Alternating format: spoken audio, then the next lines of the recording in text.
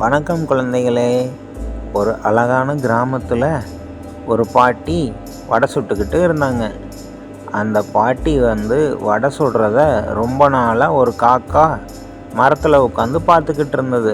ஒரு நாள் அந்த பாட்டி கொஞ்சம் அசந்திருந்த சமயமாக பார்த்து காக்கா வடையை தூக்கிட்டு போயிடுச்சு.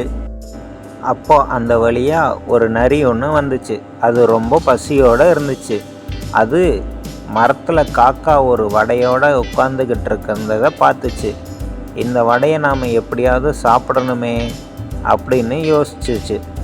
அது அந்த காகத்துக்கிட்ட தந்திரம் பண்ணித்தான் நாம் அந்த வடையை வாங்க முடியும் அப்படின்னு நினச்சிது.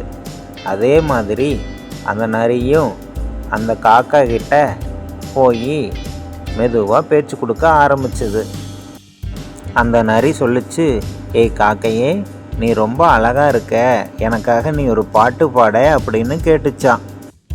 நரியோட இந்த தந்திரமான பேச்சு கண்டு மயங்கிய காகவும் தன்னுடைய நிலையை மறந்து பாட்டு பாட ஆரம்பிச்சது. உடனே காக்கையோட வாயில் இருந்த வடை கீழே விழுந்துருச்சு. கீழே விழுந்த வடையை நரி தூக்கிட்டு காட்டுக்குள்ளே ஓடிருச்சு. அதுக்கப்புறம் தான் அந்த காகத்துக்கு தெரிஞ்சது, அடடா நாம் ஏமாந்துட்டோமே அப்படின்னு நினச்சி ரொம்ப வருத்தமாக உட்காந்துக்கிட்டு இருந்தது. சரி குழந்தைகளே, இதே மாதிரி இன்னொரு நல்ல கதையில் நான் உங்களை சந்திக்கிறேன். நன்றி, வணக்கம்.